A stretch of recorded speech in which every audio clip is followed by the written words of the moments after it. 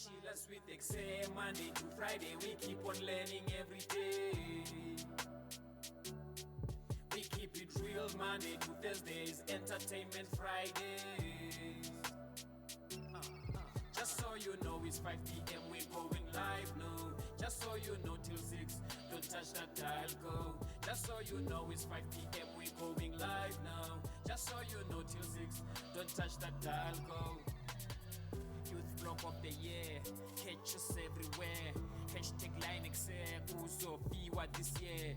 Youth block of the year, catch us everywhere. Hashtag line EKSE, Uzo Fiwa this year. Please don't doubt that, and wanna believe I hear when EKSE we building it. Hey, good evening, ladies and gentlemen, and welcome to another show right here on Cape Town TV EKSE Live. We know that you guys have been waiting for this edition, and it's finally Friday. I know you guys are very relieved to hear that. But before we move on into the show, I feel like we need to do something really quickly. I know this has been a long week. People have had a lot of stresses. I'm ready. So I'm gonna need you guys to breathe in, breathe out. Check it out all the stresses of the week, because guys, you know what?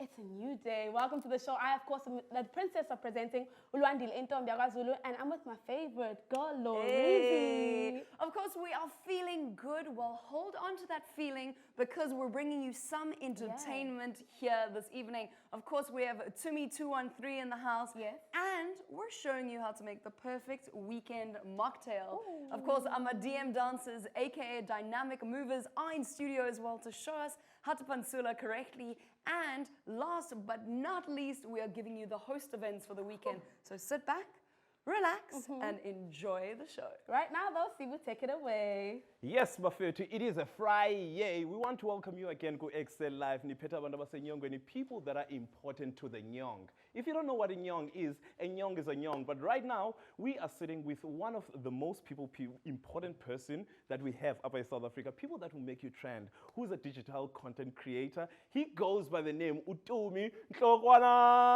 So, Buderiam, I'm all good. Buderiam, let's start it off.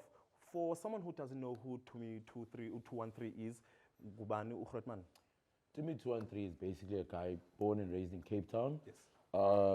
Quick story, studied LLP, went to work. While I was working, my numbers started growing. I decided to start going to influencing. Yes. Then on the side, I also started doing events and hosting. Then sooner than later, I left my 9 to 5 to focus on content creating and curating events for people.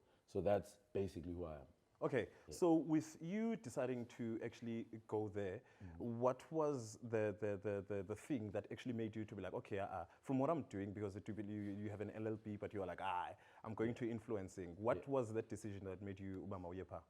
It's something, obviously, like, I always kind of knew that I was never going to be a lawyer, you know, like, it's something that, everyone knew. Like, anyone who studied with me knows that I studied to finish it and to get a job, you know, because that's what life is about. Yes. But I always knew it's not my love and my passion. So I didn't really know what my passion was, but I knew that I love people. Yeah. So I didn't know how to make money off it, how to benefit, but luckily things started just going well themselves, you know. Like, we'll delve into it over the conversation, but the more I went out, the more people wanted to go out with me, which then led to events.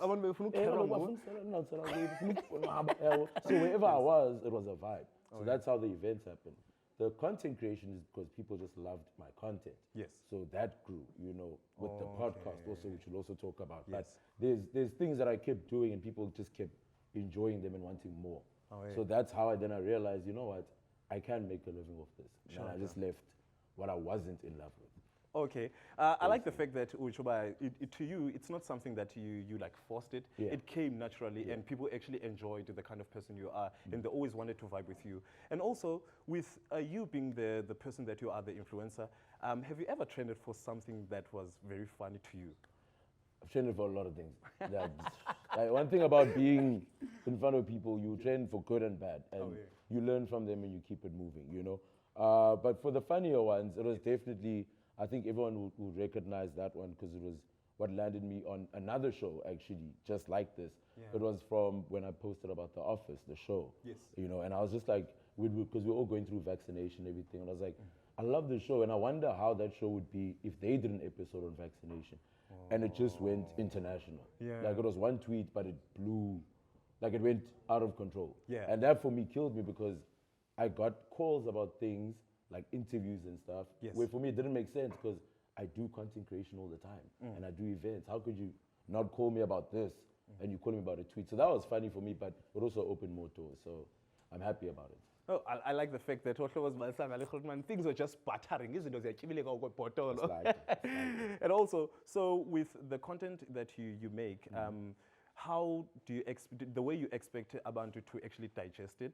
Is it how it's reaching Abantu to at home everywhere else? Is it actually hitting the spot that you actually want it to? Yeah, I think this will go very well into the podcast side of my life. Yes. So I created a podcast during lockdown, right? Yeah. Which wasn't to become famous. It wasn't to reach to OMAC G level, nothing like that. I didn't want that. That's why I never had people on my podcast. Sure, The podcast was to reach out to people because I knew that no one had friends. Yes. You know, everyone was at home, everyone felt lonely, and you always felt like however you feel, no one understands how you feel.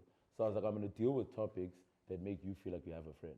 You know, that's why I always led with my tagline, which was, we're now best friends, you know, whether or not you know me. Nice. So that always hit home because I met so many people without meeting them.